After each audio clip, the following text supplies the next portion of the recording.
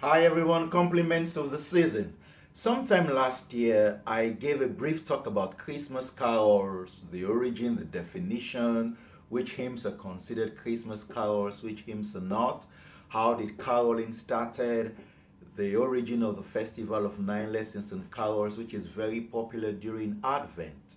So due to popular request, I've been asked to share this again from an educational standpoint because people were very touched with the information, and yeah, a few feedbacks I received from last year's talk, and then I'll continue.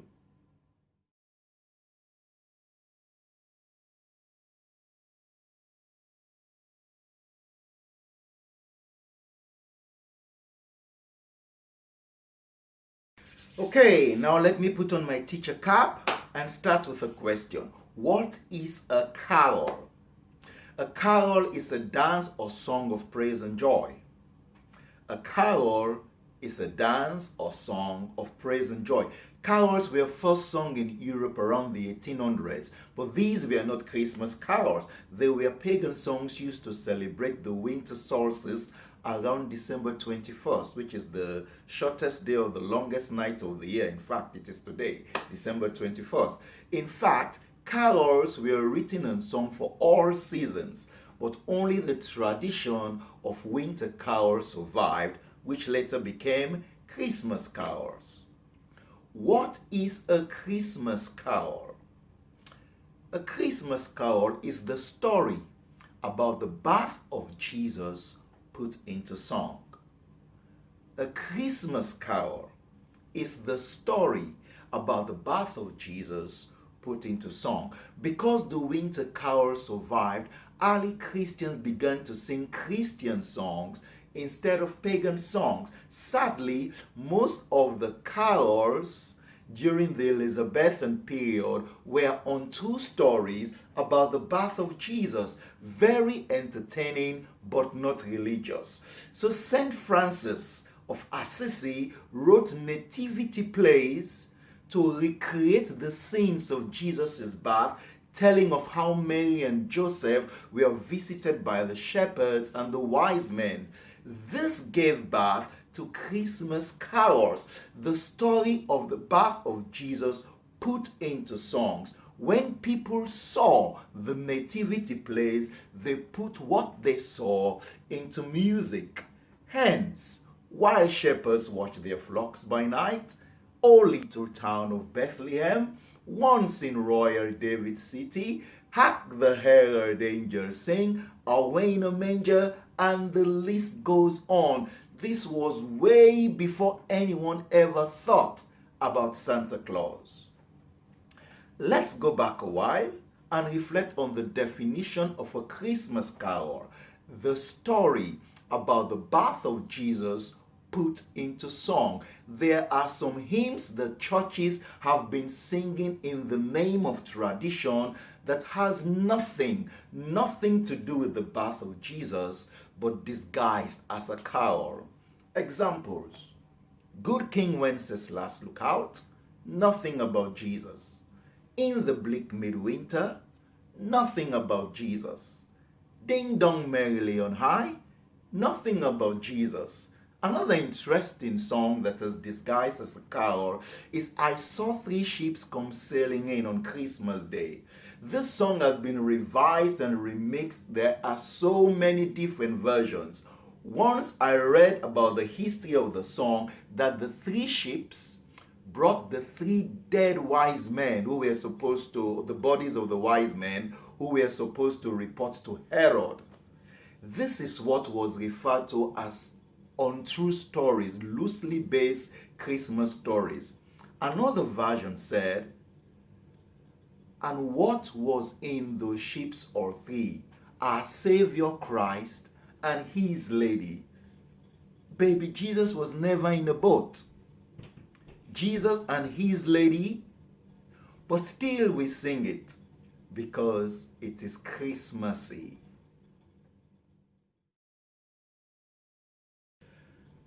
Another thing that is very popular during Advent is caroling. We've all done caroling, singing out in the streets and in front of people's homes. But how did it all started? Because these carols had untrue, loose Christmas stories geared towards entertainment rather than religious, they were not allowed to be performed in churches. So these bands of people took their carols to the streets, the street corners, the parks, and even the pubs. In fact, caroling started on Christmas Eve, which is also known as watch night, because the shepherds were watching their sheep when the angels appeared to them. And due to the fact that the music, their carols, were entertaining, they got paid. And local authorities began to hire people to go caroling at Christmas time. Hence, the commercial side of caroling. Nowadays, it is more like the beginning. Most people do not sing about Jesus when they go caroling. Even schools have banned nativity plays. Entertainment is all about Santa Claus theme songs, contemporary Christmas songs, nothing about Jesus, making it entertaining so that people can earn money. Any song that does not talk about the birth of Jesus is not a Christmas carol. Any song, any hymn that does not talk about the birth of Jesus Christ is not a Christmas carol. No matter the tradition of singing it in churches, by default, Christmas, Christ. If Christ is absent in Christmas, it is not a Christmas carol. Another thing that takes place during Advent is the festival of 9 lessons and carols. How did it all start? The festival of 9 lessons and carols started on Christmas Eve in 1918 at the King's College in England as a way of the college celebrating the end of the First World War. The dean of the college at that time was Eric White, very young. He was 34 years old. He was the army chaplain, and during the war, he wanted a different and positive way of celebrating Christmas for the choir and the people in the college, more imaginative worship. In 1919, he created and set the template of the lessons and readings as it is still today. The service starts with the famous carol, Once in Royal David City. Verse 1 is always sung as an unaccompanied solo by one of the boys in the choir. The soloist is chosen before the service starts, just before the procession. The service ends with the carol, O Come All Ye Faithful. In the beginning, most of the carols were sung by the choir, and later on the congregation was invited to sing along.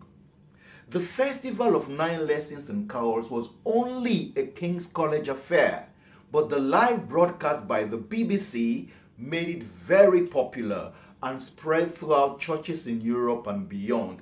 Each year, composers were commissioned to write new carols for the choir. Sir David Wilcox became one of King's College's resident composers. He arranged the popular descant we sing today to O Come All Ye Faithful and hark the herald angels sing.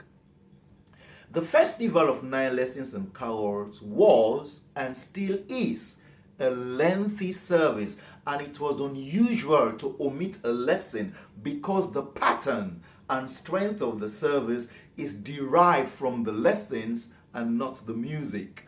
That is why the service is called a festival of 9 lessons and carols, with the emphasis on the 9 lessons rather than the carols. Most choirs and churches today have adopted the same pattern, but now they've reversed the emphasis. Now emphasis is on the carols rather than the lessons. Thank you.